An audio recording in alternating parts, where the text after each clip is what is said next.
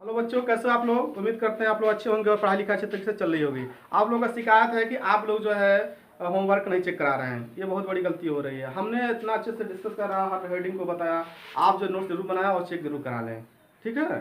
तो आज हम डिस्कस करने वाले हैं दूध से क्रीम कैसे निकाला जाता है। जो दूध होता है डेयरी उद्योग में, ठीक है, आप देखते हैं जो जिसको मलाई लोग कहते हैं, कुछ लोग मक्खन का लेते हैं, कुछ लोग क्रीम का लेते हैं। तो उसको हम लोग देखेंगे कि वो कैसे दूध से जो है इस तरीके से जो निकाला जाता है, ठीक है। तो दूध से क्रीम को कैसे पृथक करेंगे। दूध से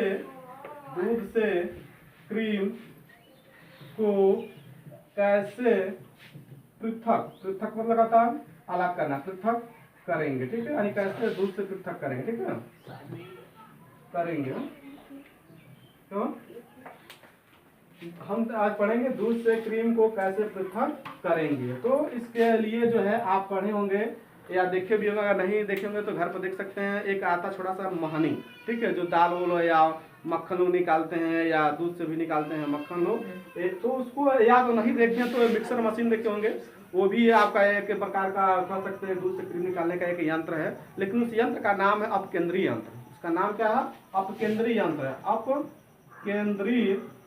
केंद्रीय यंत्र की सहायता से हम दूध से क्या करते हैं, मक्खन निकालते हैं।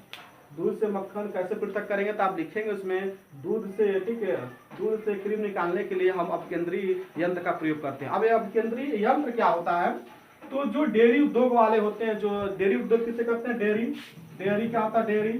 डेयरी उद्योग का मतलब होता है कि जहां पर दूध का उत्पादन होता है, जहां पर गाय भैंस जो पशुएं होती हैं उनका दूध का जो उत्पादन होता है उसको हम डेयरी उद्योग कहते हैं। यानी किसी भी जगह किसी चीज का उत्पादन होता है, जैसे मान लो जहाँ अंडा उत्पादन हो रहा है तो वहाँ पर रजत क्रांति है, ठीक है। यानी जितना चीज है जहाँ पर ज्यादा संख्या में उत्पादन होता है उसका एक नाम होता है। उसी प्रकार एक डेयरी उद्योग, यानी जहाँ पर ज्यादा मात्रा में आती है दूध का उत्पादन होता है। तो वहाँ पर क्या होता है कि जो दूध टैंक में भरा रहता है, उस टैंक में एक मशीन होता है, केंद्रीय मशीन, 2 मिनट तक चलाया जाता है।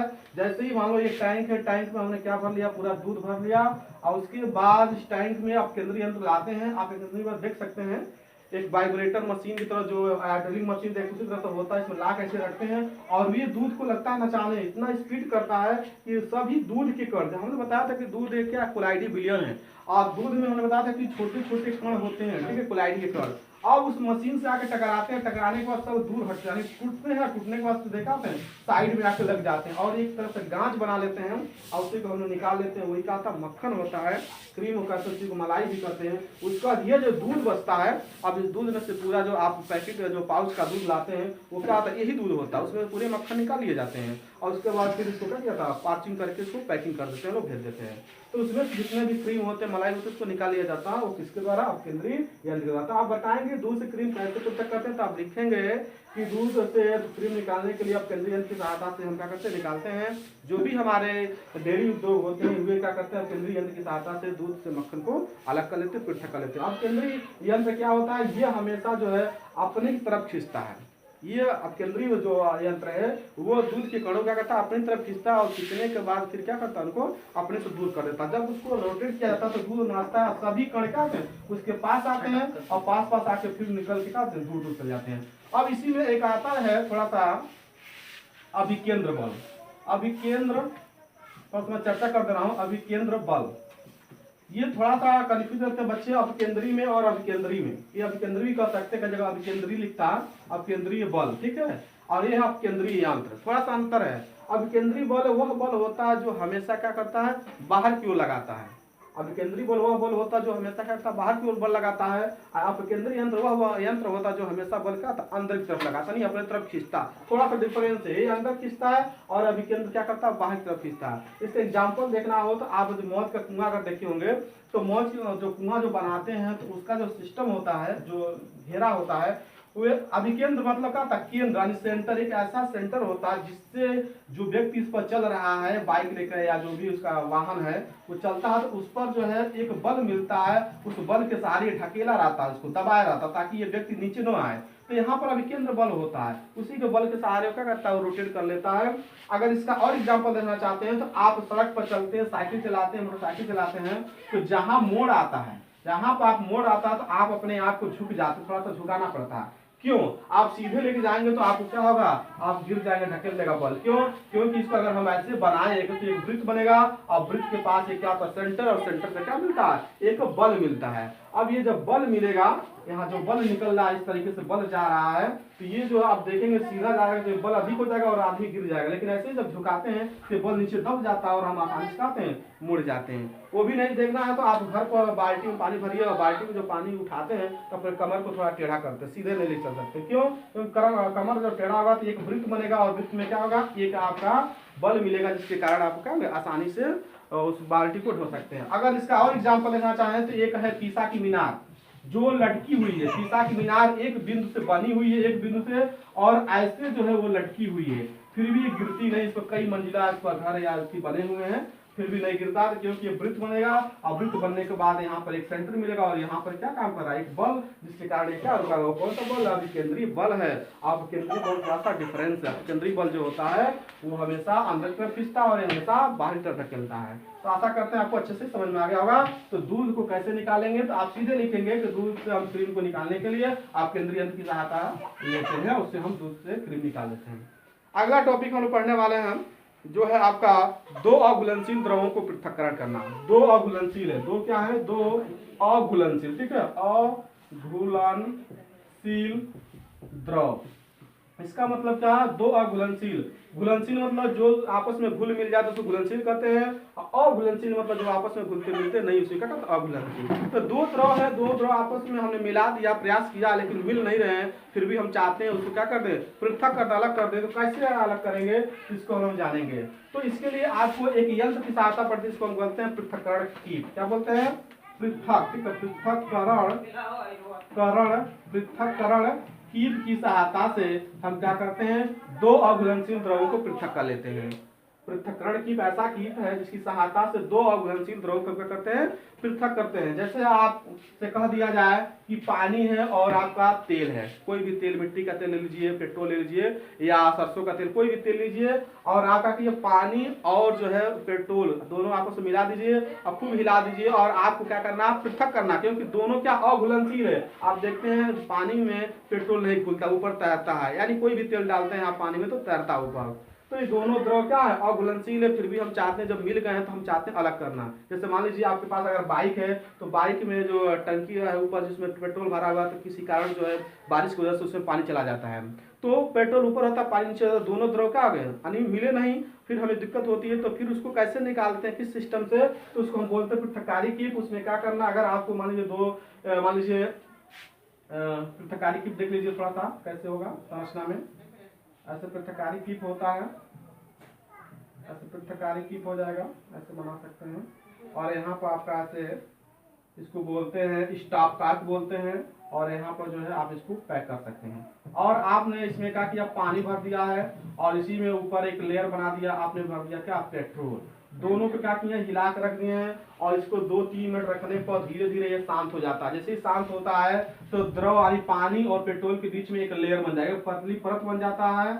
अब क्या करते हैं, जब स्टॉप काट, इसका नाम का स्टॉप काट, जिसको आप लोग टोटी भी बोलते हैं, जैसे ही खोलेंगे तो ये धीरे धीरे पानी का स्तर जो नीचे से रखता जाएगा। जैसे ही पानी नीचे आएगा ये लेयर भी नीचे आएगा, और लेयर जैसे ही यहाँ पर आना शुरू हो जाएगा वैसे हम क्या करेंगे, स्टॉप काट को बंद कर देंगे और हमारा पानी अलग हो जाएगा और पेट्रोल का जगह अलग हो जाएगा। तो बाइक में जब भी पानी घुस जाता तो जो नीचे एक स्क्रू होता है उसको लोग खोलते हैं और पानी नीचे जो बैठा था धीरे से निकलना शुरू होता है। जैसे ही पेट्रोल आना शुरू होता है तुरंत क्या आते हैं, स्क्रू को कस देते हैं और आपका पेट्रोल और पानी क्या हो गया, अलग हो गया। तो वही चीज हम पढ़ रहे थे, दो घुलनशील द्रवों को कैसे करेंगे पृथक, कैसे करेंगे अलग। तो उसको हम सीधे लिखेंगे, इसको अलग करने के लिए हम क्या करते हैं, पृथक्कारी कीट की सहायता से अलग करते हैं। तो इसको लिखेंगे, एक हम पेट्रोल और पानी के मिश्रण को लिया और पृथक्कारी कीट में भरा, और कुछ समय को हिलाकर रखने के बाद कुछ समय के बाद जो है ये शांत अवस्था में ये दो लेयर बन गए, जल और पेट्रोल के बीच में एक लेयर बन गया।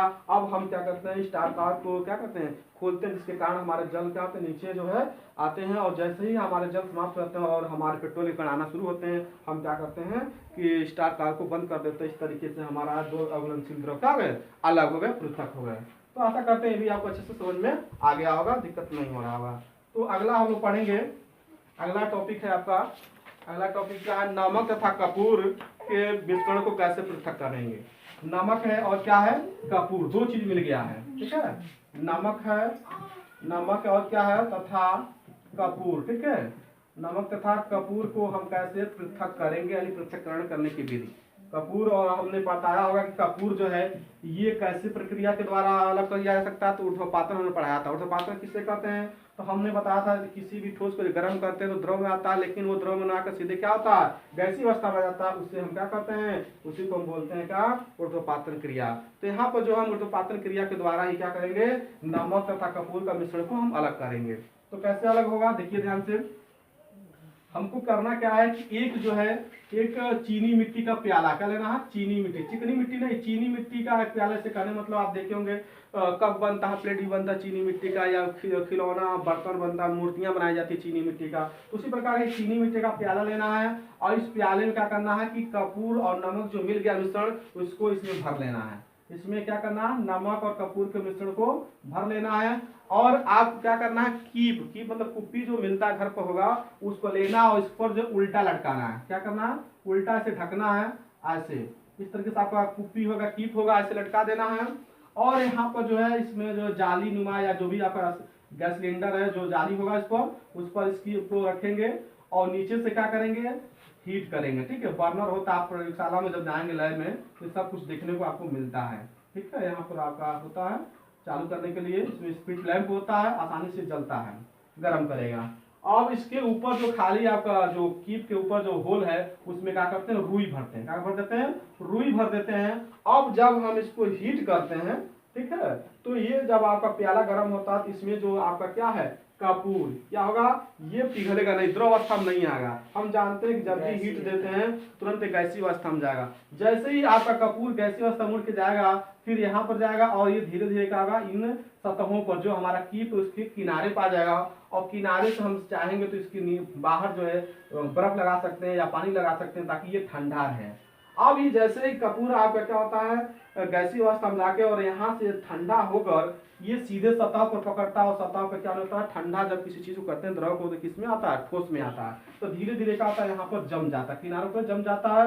और देखते हैं कुछ समय के बाद जो पूरा का पूरा का किनारों पर जम गया, और नमक का जो कण था नीचे क्या प्याली में बच गया। इस तरीके से कीप को हटा देते हैं, और नमक और कपूर हमारे क्या गए, पृथक हो गए हैं।